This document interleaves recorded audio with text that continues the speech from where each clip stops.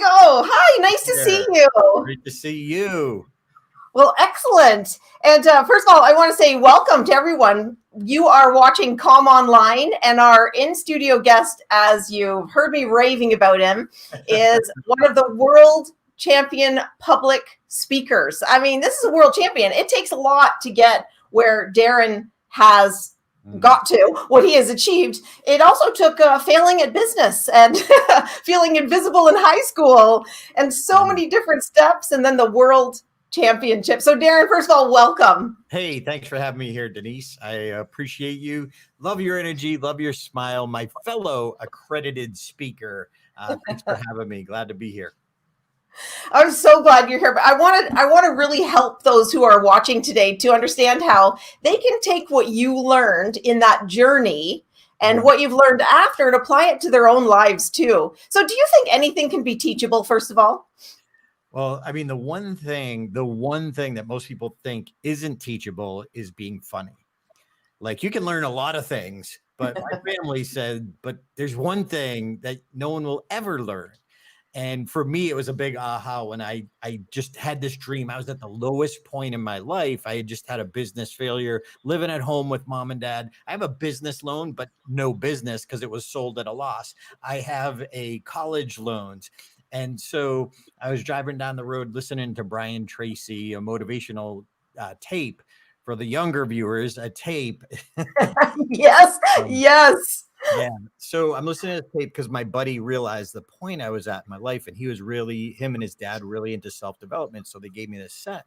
And I'm driving down the road, and Brian asked a question. He said, "What would you dare to dream if you knew you wouldn't fail?"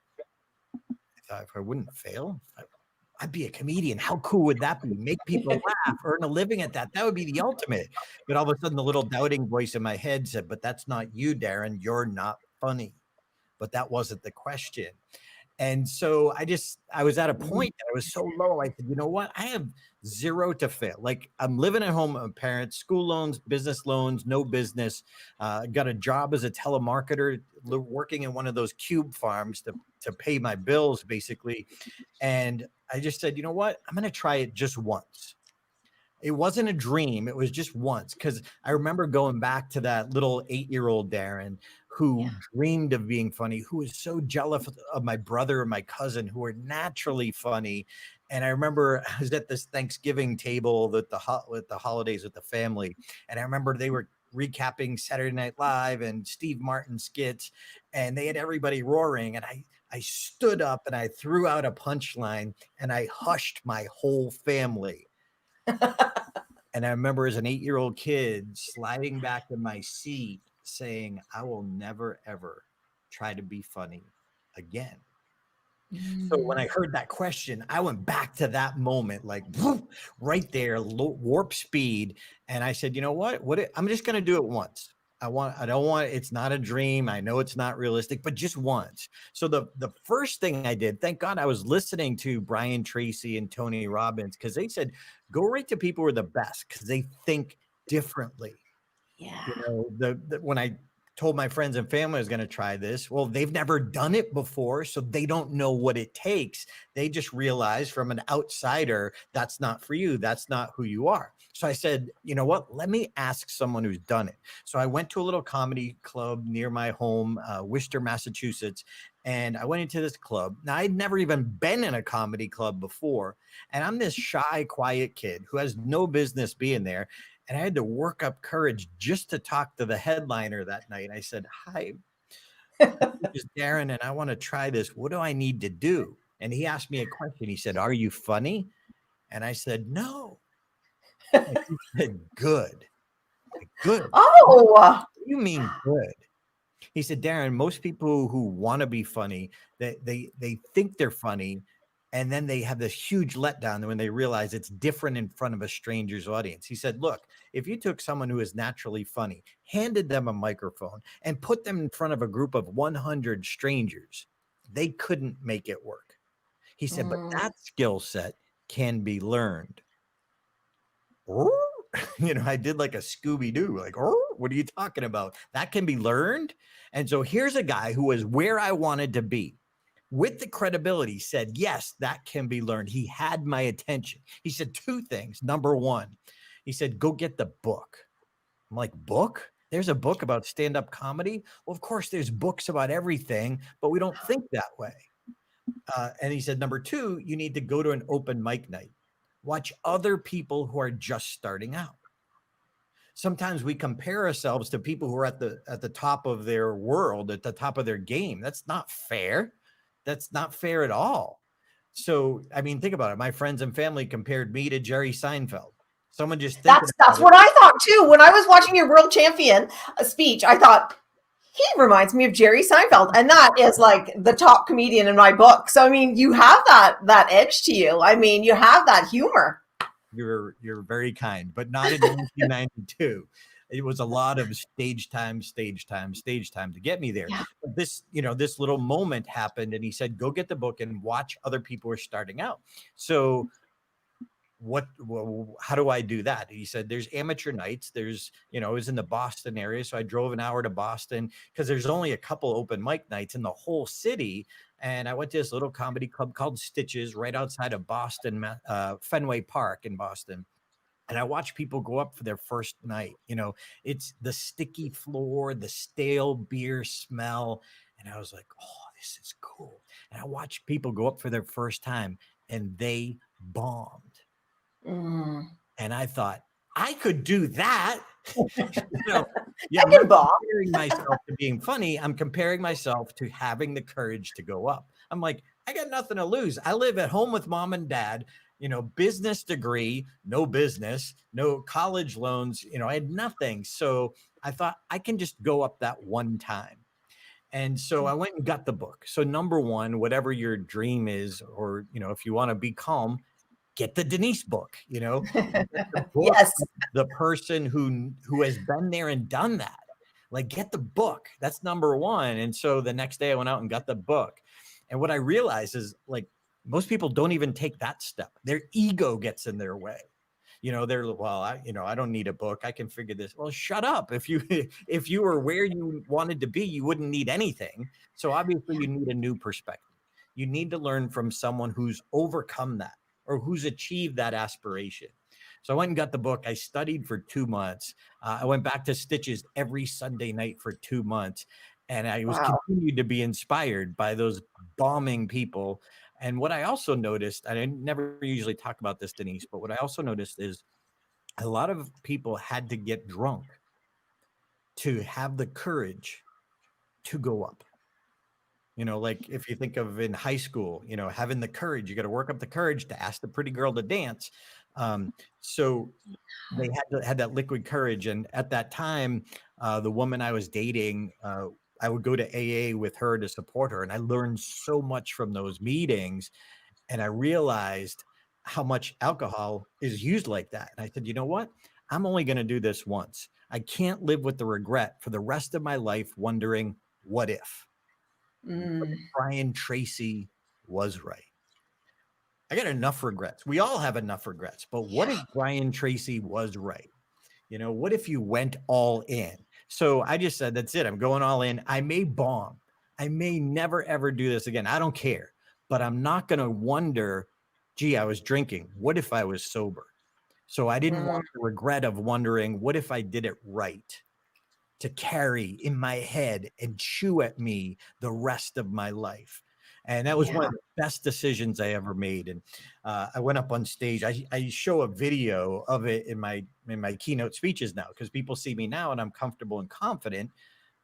It's hard to explain how bad I was, and I can tell them all day long. But when I show them the video, I want to see this. I haven't seen this. Where can we find this, by the way? Because I need to watch this. I think it's on YouTube. I'll double check. Okay, I'll search for that. But it's like I had a mullet going on, blonde hair back then, and I was visibly shaking. You can even see me like checking my notes. So I show a 90-second clip when I'm speaking to speakers. And there was one point where I was so nervous, and I was telling this joke about my hometown, because you're taught to self-deprecating at the beginning. So I'm making light of this guy in my hometown. His name was Dr. Robert Goddard. He had launched the first liquid fuel rocket in history in my hometown. And I know, Denise, you heard of him because I talk about him in my speech. Well, my first of stand-up, I wrote jokes about it. And this rocket his first rocket launch only went 41 feet high. And I was talking about it, but I was so nervous, and I know you can relate to this, that what I was saying and what my body was doing, it was like an out of body experience. And I was so nervous that I was telling my joke, and I said, the rocket took off and it went vertically, but I did horizontal with my arm. Realized I messed up in that moment, and I just reacted, and I said, shoot. That's not the actual word I used that night. I said, shoot. And all of a sudden everybody laughed. I'm like, why are you laughing? That's not where you're supposed to laugh, but man, it feels good. And that was the only laugh, other than a little pity laugh from my friends that came with me to see the train wreck. And as I walk off stage, this man put his arm around my shoulder, one of the other comedians, to console me. And he's like, don't worry, man. It's just your first night.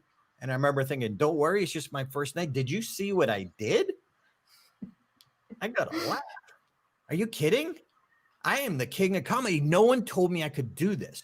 See, everyone thinks that success has to come right away. And all I knew is I had that little ounce. And I focused in on that. I walked off stage. I'm like, I'm going to get every mentor I could. I get every book that I can, and I'm going to figure this out. I don't care how long it takes. I love that feeling. And so that's how I kind of started my career long before I met Toastmasters. I'm all in. I'll figure this out as I go. Now I'm going to let you ask questions. Some really great things that I got out of that is, one of the things is you're saying, don't be afraid to bomb. Don't be afraid to fail. So what would you say to somebody who right now has tried something and they've given up because it didn't work out, and they're thinking, I can't do that again. That was so painful. Because it is painful to fail. You don't go, woohoo, I hope I fail again. But how would you suggest somebody says, it's okay. I'm okay to fail, and I'm going to keep going forward? I think we have to find that mentor, that person of credibility. Because if you're friends, if my mom was there and said, oh, it's all right, don't worry, you can do this, she has zero credibility in the comedy world. So I think we need that credible encourager, that person who really does know what they're talking about, who will pick you up. And in my championship speech, I talked about a time that I bombed years later in the professional speaking world. And the first thing I did is I called my mentor, Rick. And I said, Rick, I bombed, I died, they hated me. And Rick said, so? How do you argue it's so? But in my mind, I thought I had to be good every time. My mentor said, no, you got to be willing to fail. And that became the working title of my championship speech, because it's just, if we're not willing to fail, you'll never be great. It sucks. Excuse me. It's horrible, but it's part of the process. And if you're not willing to go through that part, it's like, think of a high school athlete versus an Olympic athlete. What do you think their training is like? Of course, it's more painful. Of course, it's harder. And of course, there's a lot more failures. But that's what happens when you train. I remember, I'm a believer, and with my pastor, and he says, are you trying or are you training? And I said, what? He said, are you trying or are you training? He says, if I tried to run a marathon right now, you could offer me $1 million. I couldn't do it. I would make it to mile 5 and done. But today I could train. I could start the process. I could get a magazine. I could get a coach. I could get a friend. I could run a mile. And then tomorrow run another mile. And Vince, my friend, he said, training is doing what you can do today so that tomorrow you can do what you can't do today. Oh, that's so good. And I'm very familiar. I'm very familiar with the bombing. My very first day, I spoke for Career Track. So I had never done a full day presentation in my entire life. They hired me. The longest presentation I had done was a 20-minute talk for Toastmasters. And now I have a full day presentation, and I bombed so bad. And I thought, you know what? I am never speaking again. I said that. I said, I'm never speaking again. It never is a very long time. But like you, having the right people that you can call that say, you know what? It's not the end. The end is just when you stop. When you stop trying altogether. A failure is not the end. It's part of the process.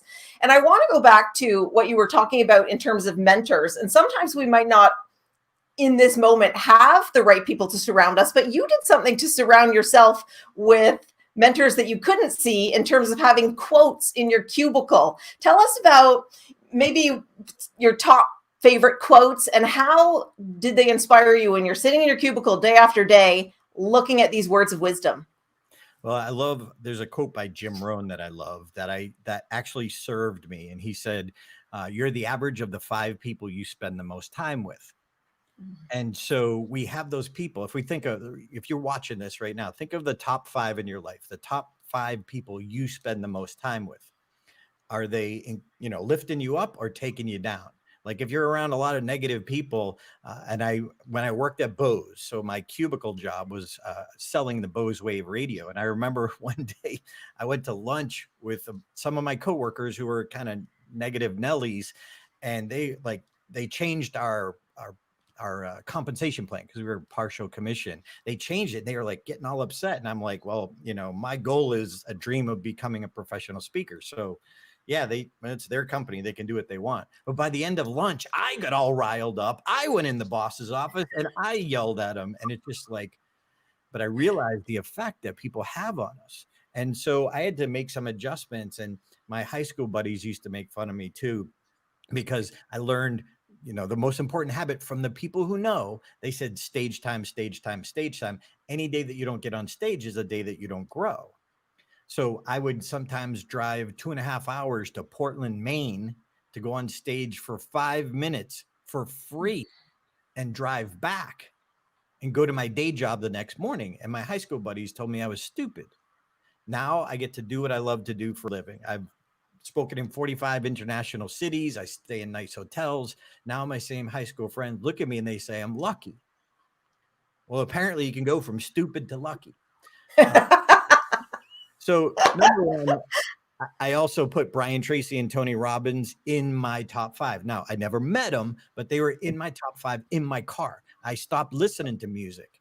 Once in a while I'd listen to a song or two, but then I'd be like, okay, this is that time to sponge off of people who are those encouragers. But also, like you said, in my cube, I had these quotes in front of me that kept me going. And I remember there was one, it was a cartoon picture of an oak tree. And it's by the most credible source, unknown, but it says, the mighty oak is just a nut that held its ground. The mighty oak is just a nut that held its ground. And that was just like dig in, hold on, because the negative voice in your head, that's not for you. The other one was the Vincent van Gogh one that I kept in front of me that says, if you have a voice inside your head that says you are not a painter, then by all means paint, and that voice will be silenced. And so the voice inside my head, which sounded remarkably like my brother, the voice inside my head said, you're not funny. And honestly, he is right, but I can't focus on that part. That's where I'm going, is what I need to focus on. So again, I love my brother, and my brother was right. I was not funny.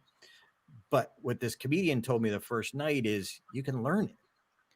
There's books on it, and there's patterns you can, and there's exercises comedians go through. Comedians don't want you to know that they go through the same exercises to develop their material. Why? Then it just doesn't seem like off the cuff. So those quotes were right in front of me, and I would read, I'd just be at my desk smiling and dialing for dollars to pay my bills so I could have a flexible job to go out and pursue my dream. So those quotes just kept looking at me every day and kept saying, keep going, Darren, keep going, Darren, keep going, Darren. And there were many times I wanted to quit. There were many times I was like, this ain't worth it, to drive 2.5 hours. And then one time I went to Bangor, Maine. Bangor, if anyone knows where Bangor is, it's just south of Canada. It's an 8-hour drive. And that was one of the rooms, like it's called a B room. It's like a bowling alley with the TV on. So they don't even shut off the TV. Your bowling alley in the back. Oh, no. Milk crate in the corner with a light bulb hanging from the ceiling as your spotlight. And you get $25. And you're like, this ain't worth it. But I lived in the fear that my mentors would find out that I turned down stage time. And a mentor wants to help the people who are willing to do anything. Yes, I love that. We do need to be surrounded by those right people. We're talking about quotes, and one of my favorite quotes, I'm just like you, love Jim Rohn. And I think he said, walk away from the 90% who won't and join the 10% who will, or join the 10% who do. And when I heard that, I was in my 20s, and I thought, wow, so that's what it takes. You just have to move above. One of the things he said, and I know this was probably something my mother had said to me over and over again, and if she's watching, she'll say, I used to tell you that. But sometimes, like you said, you can't hear it when it comes from somebody who's always encouraging you. So he had said, you can be anything you want to become. And I was 26, 27, and I didn't realize that. And just like you, that was the moment. And I thought, what do I really want to be? And I thought, I really want to be a professional speaker. And so then you go through those failures and you have those moments. So what would you say? Let's think about that world championship, because man, that took a lot to get there. Was that your first attempt at winning the world championship? No, in fact, and there's some comments coming in. Some other people have been to Bangor and took the ferry from there. And Bob had a client. Hey, Bob had a client. But all right, so repeat that again. I'm sorry. I'm trying to like answer the comment. So say that one more time. Forgive me. I forget what I was saying too. I was asking about the world championship, and if you had won it on the first try. Yeah, in 1998. And thanks for bringing this up, because I think this is an important point. In 1998, I was a Toastmaster, and they had a humorous speech contest. Now, I'm doing stand-up comedy. Now, I'm no headliner, but I'm working hard, and I'm middle act at best. But I'm in Toastmasters. The fact that you do stand-up comedy is like huge, like incredible credibility. So now there's some pressure on too. And I made it to the division level, which is like the third level. And I wrote this story, this analogy about how it's not just Toastmasters, it's like Toastmasters Anonymous, and we're sick little people. And I wrote this, and it was 100% original. And the guy I competed against, let's just say he used one-liners from all different comedians and put them together as if to make it original. So it depends on your definition. But I remember where I was at self-confidence wise, and I never objected. I never put in what's the term, Denise? Contest. If you contest the contest, there's a word, I'm missing it, but oh, right, okay, contest the contest. We get it. And I didn't have the courage to, so I didn't. Had I done that, I probably would have won, because nobody said anything. But I was mad. I was upset. And the next year, I boycotted the Toastmaster contest. And Denise, I don't know if you know Toastmaster history that long, but in 1999, they went on without me. My one appeal. Thank you. I think protest is the word I was looking for, but thank you for the appeal. So my little one-man boycott did not take down the Toastmasters speech contest, and did not do anything other than me, taking my ball and go home. Well, it's not about me. Well, it took me a couple of years, but one of my mentors, comedy mentor, his name is Dave Fitzgerald. He saw me struggling to kind of be a professional speaker. So for many years, I still had a day job, and I did it part-time. I was still trying to figure it out. And he said, Darren, stop trying to find that story that will launch your career, and instead take the stories you already have and make them so good, someone will pay to hear them. What? That was like, I hadn't thought of it that way. I hadn't realized there's a world-class process to go for, and to take your story and almost like put it up against the structure to see if you're missing something. I had no idea. I just thought, here's a story, go tell it. And that's part of my process of learning. World-class at everything is different than average. And so this took me a couple of years to kind of grow up and take responsibility and stop blaming Toastmasters and the judges and other people. It's like, shut up. It doesn't matter. It's about me and my growth. So in 2001, my mentor who taught me that had passed away. And but what he said stuck with me. That's the seeds of mentors. They stay with us, and we may not be ready to hear it and act on it yet, but it's there. So in 2001, I joined the speech contest, not to win, but let's just say, Denise, this is the value of my speech going vertically. This is the value of my speech. What I did was my keynote that I was getting paid for. I pulled out my best story with my whole goal to just put it in the Toastmaster format and work on it, to put it back in the keynote speech, to thus raise the value of the whole speech. World champion Craig Valentine says it best. He says, if you want to master peace, you have to master the pieces. Good. Brilliant. And so I didn't join the contest to win, which a lot of people do. And by the way, this is the week of the 2020 historical World Championship of Public Speaking, virtually, never happened before. But anyway, my goal was to improve my speech for my professional career. So I was looking beyond the contest. I didn't compete to win. I did in 98. But in 2001, I didn't care if I won. If I won, good, I get to work on it some more. I won again, good, I get to work on it some more. I won again, good, because again, my goal was for my career, not for a trophy.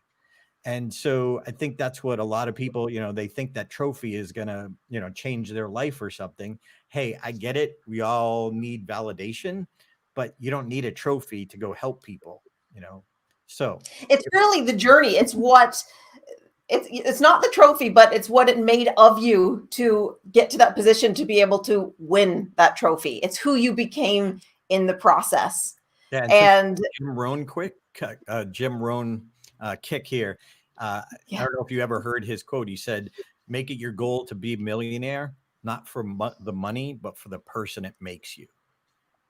It does make you a different person in terms of striving towards something. Even for me, when I went for the accredited speaker designation, the first time I tried, I did not pass the accredited speaker. I remember I was at the big conference and they rejected me and I was horrified, but I didn't give up. I tried it again. And this time I did it at a regional conference, and there was a shift at the very beginning. Before I started to speak, I started to think, I really want to get this designation. I want to win this. And at one point, because that was a 20-minute presentation, I stopped thinking about the win. I thought, you know what? I can't control that. I don't even want to care about that right now. And I really focused on helping the audience because I was teaching them the 4-step process on how to stop worrying. And I let it go. I let it go and I just did what I always do. And then that's when I became an accredited speaker. So it was just that shift that I've now carried forward in all the presentations, which is, don't do it for you, do it for the audience. And I know that you definitely do it for the audience, and you help speakers to become exceptional speakers. Tell us a little bit. You've got the sign behind you. Tell us a little bit about your Stage Time University. Well, I mean, after I won the contest, if it was not for my coach, Mark Brown, like when I went all in that summer of 2001, and when I met Mark, I thought if he just could give me a couple tweaks. Look, I'm already a part-time comedian. I'm a part-time professional. If he could just give me a couple tweaks, then I would be good. And when he sees how good I am, he'll know what he's working with. Oh my gosh. So I drove to show him the first version of my winning speech and drove 2.5 hours south this time to New York where he was. I remember being so excited to show him version 1 of the speech. I didn't want to send it to him ahead of time because I wanted to see the joy on his face. And we were in this little corporate meeting room at Reader's Digest where he worked at the time. And it was just him and me and my other coach. And I remember handing it to him, just handing him. It's like, to me, it was like I could hear choirs of angels, the greatest speech in the history of the contest. And I handed it. Let me. I love that. Mark took this speech. And if you don't, by the way, if you don't know Mark Brown, he's Jamaican. He's got this big heart. He's got this beautiful booming laugh like the guys from the old 7-Up commercial. Well, he looked at my speech.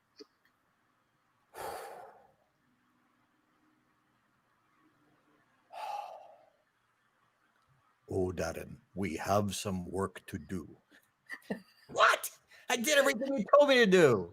I wrote the greatest speech that I could write from the level I was at, but you don't know what you don't know. And in that moment, I became coachable again. My ego was in the way. See, I say that if you're not coachable, there is no cure. If you're not coachable, there is no cure. No one can help you. So how can you help people? How can people, because it's 7:30 now, there's two things that I want people to be able to go away with today. First of all, we talked a lot about overcoming failure, bouncing back, resiliency. In just hearing you speak, we learned how to deeply connect with an audience. You have something free that you wanted to offer everyone, which is your 365 inspirational quotes. So they can get that at 365, the numbers 365inspirationalquotes.com. And if there are speakers listening, whether they're on today, whether they watch on YouTube later after I post it, and they want some more information, where should they best go to get your wonderful assistance? They can go to masteringpublicspeaking.com, or if you want the quotes, by the way, in the quotes, I send you a quote a day for a year. And I think everybody needs a daily dose of inspiration. And I start with the 4 quotes that were over my desk at Bose. There's no cost to this. This is just like, I love motivation, inspiration, just like you, Denise. And by the way, you have like this incredible energy and you have that smoking smile. You're just awesome. I'm a big fan. The more I've gotten to know you, the more of a fan I've become. But yeah, my Mark Brown, who coached me, and we have live coaching calls every week in Stage Time University. And we love coaching and helping other people because everyone's got a story. Mark says you have a story to tell and someone needs to hear it. And I'll just conclude on this. The last time we spoke, I was so inspired by our call to prepare for this webinar today. You sparked a different passion in me for speaking again. And I just want to thank you so much from the bottom of my heart for you just give so generously of your time and you're so willing to teach and help other people. And you really are a blessing. And thank you so much for today. And everyone, thanks so much for joining us. And I will see you in 2 weeks' time. Bye.